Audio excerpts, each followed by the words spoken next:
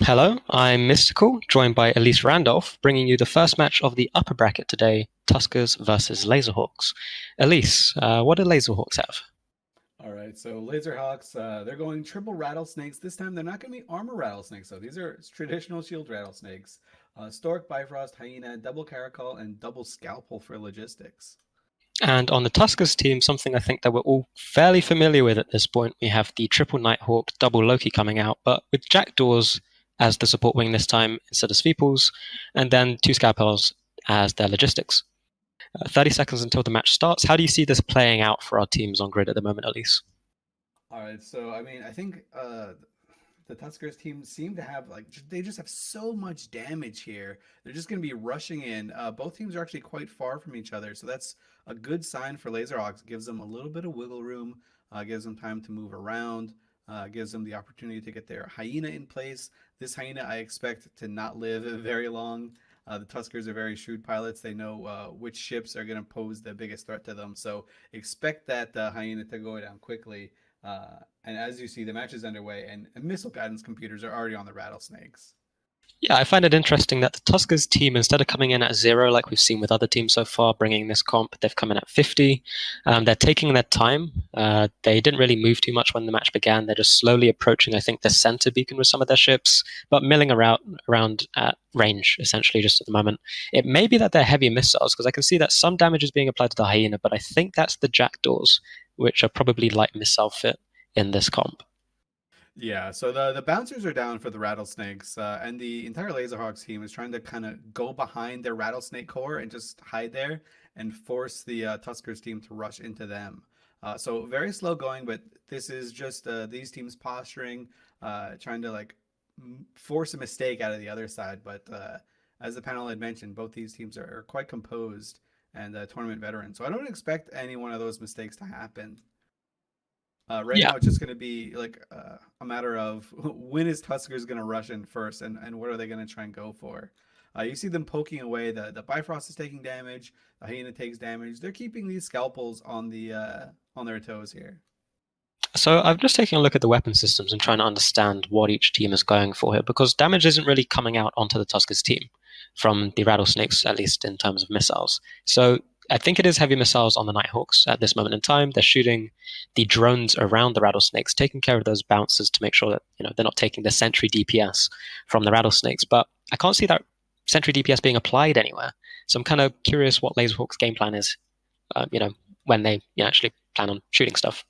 I'm curious to see if the Laserhawks team, if they pulled in their drones when they were taking damage, or if they just let them die. Okay, as this Hyena starts taking a lot of damage now, those drones are gone. And there it goes. As we predicted, the Hyena is definitely down. The Rattlesnakes have no bouncers out right now. Yeah, so it's again, Laserhawks is kind of at square one, apart from they've lost their Hyena now. I think the Hyena, it was going 500 meters a second when it died, so likely potentially webbed or just turned off his prop mod, burned it, something like that. But target painters, missiles coming out, everything hitting at the same time was just too much for the Scalpels to deal with.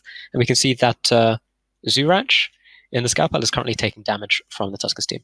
Yeah, the Tusker side just has so much DPS now. They're splitting damage between the two scalpels to try and force out a mistake out of one of them. You can see right now the Laserhawks team is just trying to rush in. Now they're like, oh crap, we lost our one important ship. Let's get in here and do some damage. So they've got Praetors out, no more bouncers. Those things are gone. The Rattlesnakes are charging in, and now this Caracol on the Laserhawks team is taking a lot of damage. He's gonna go down real fast here. Yeah, I mean, he's just getting chunked by the heavy missile team that Tuskers has brought. Instead of bringing it in a ham comp, they've brought it with heavy missiles. I think because it allows them to mitigate some of the damage that may be coming out from the Laserhawks team. They can sit at range, still apply really well, and they're not forced to burn in. So the Hyena would have been a problem in that case. But in the current match that we're watching, they're happy to sit back and basically do plink damage until something eventually dies, right? We've seen the Hyena and Caracal die. Second Caracal probably going to be going down soon as well. I'm not sure if they're primarying the Bifrost or not. It seems like the Bifrost is taking damage, but I'd expect he probably tanks. No, I think the Bifrost Nope. is going to die. These scalpels pulled so far back when they were getting shot, and everyone else rushed in. Tusker's kind of baiting that maneuver out there from the Laserhawk side. This is amazing to see from the Tuskers because they've taken a comp that we've seen the last 3 days but they've changed up the fittings to fly in a completely different way, right? They're a kiting team now with these Nighthawks and Lokis, and the Lokis provide so much control because they've got all these webs going for them. It's amazing to see.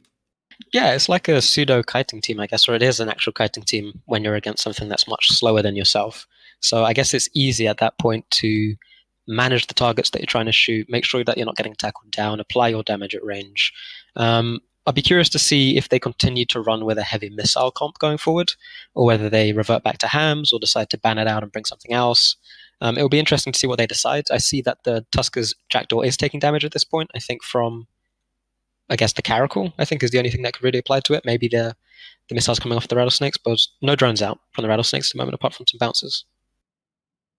Yeah, so they're gonna try and plink down this jackdaw. Not really the best target that they want to go for, but that's pretty much all they can catch right now. They've got no webs.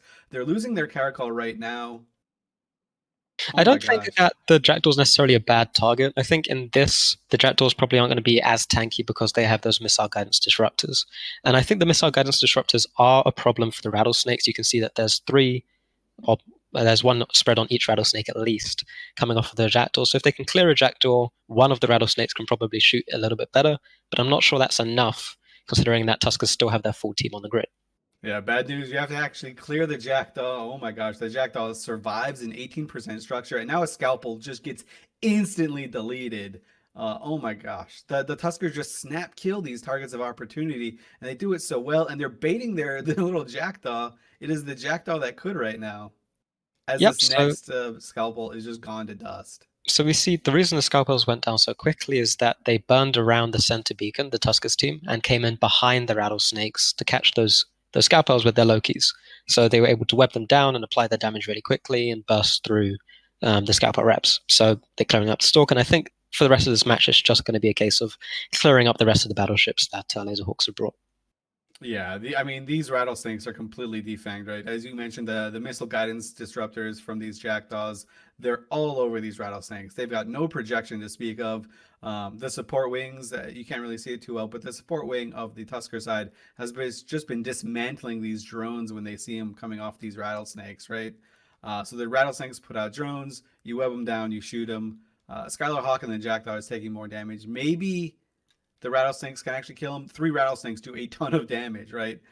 Um, They do a but ton I of don't know. damage if they can apply, right? I mean, I guess if you're thinking about what they can probably do at this moment in time, it looks like it may be the missiles coming off of the rattlesnakes because they've put heavy drones out.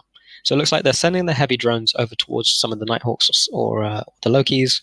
I think they're going on to mirror, but it seems like they're also spreading their damage. Some other sets burned off after VLD, so they're not really focusing on the targets anymore. But at this point, maybe they've just given up, or I don't know if they can claw it back at this point.